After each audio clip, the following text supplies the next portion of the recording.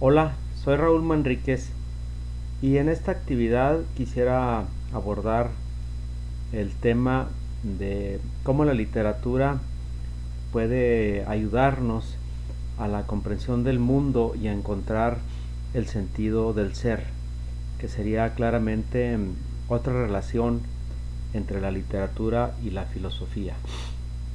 Vivimos una época en la que, quizá más que en cualquier otro momento de la historia de la humanidad, estamos siempre agobiados por la prisa y el estrés, en una búsqueda incesante de eso que llamamos éxito y que se ha relacionado muy estrechamente con el afán de posesión. Algo nos ha convencido de que la felicidad es el teléfono que tenemos, el auto que utilizamos, la casa que habitamos.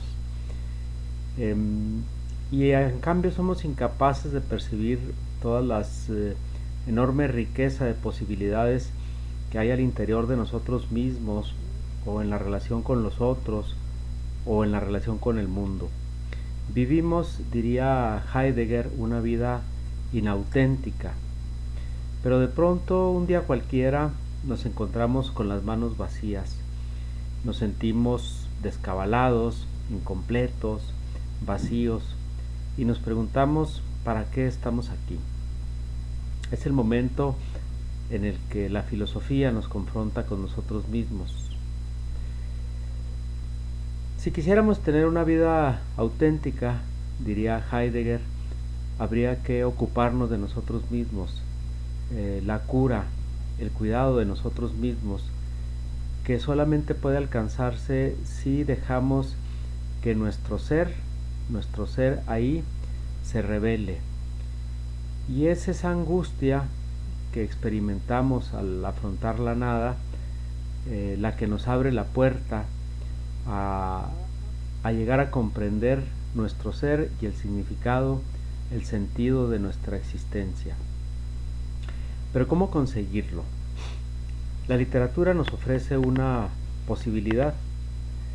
Eh, por principio de cuentas, la vida solo tiene sentido como una historia, solo se entiende históricamente en el devenir del tiempo. Y el cuento y la novela le dan a los hechos un sentido histórico a través de la narración. La literatura nos permite experimentar, comprender la revelación del sentido de la existencia, puesto que no nos explica la vida, no nos la muestra a través de una construcción teórica. Simplemente la literatura pone la vida frente a nosotros, nos deja sentirla. El lector comparte la vida de los personajes, la lectura se convierte así en una vivencia. En un texto literario los hechos se ven desde dentro de la existencia misma. Es como si uno mismo los viviera. Muchos cuentos y novelas nos muestran personajes arrojados a la existencia que afrontan esta angustia que se experimenta frente a la nada. Personajes que frente a la nada, sin embargo, luego de luchar, de pasar un proceso de búsqueda, encuentran el sentido de su ser. Como lectores, hacemos un ejercicio de identificación y empatía con los personajes. Conseguimos ver en ellos nuestra propia existencia y de alguna manera atisbar el sentido de nuestro ser también. Podemos encontrar en una novela o en un cuento respuestas y el significado de nuestra existencia. La literatura se convierte entonces en una forma de la cura, una manera de estar atentos y al cuidado de nosotros mismos.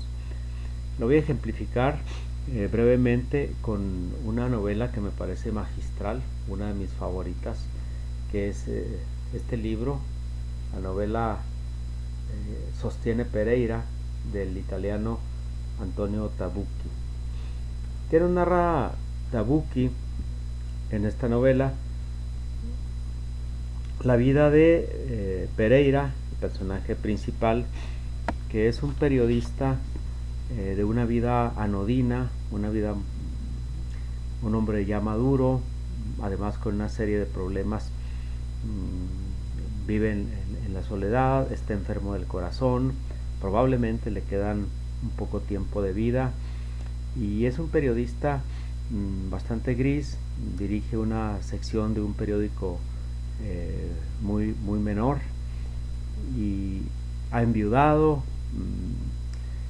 Y en el primer capítulo de la novela, Pereira piensa en la muerte, acaso porque la siente cerca, acaso porque se pregunta qué ha de ser de él luego de este suceso. En medio de esta serie de circunstancias desventajosas, Pereira es, sin embargo, capaz de encontrar un hecho, circunstancias que le dan un nuevo significado y un nuevo sentido a su vida. Conoce unos jóvenes que confrontan el régimen autoritario, la dictadura de Salazar.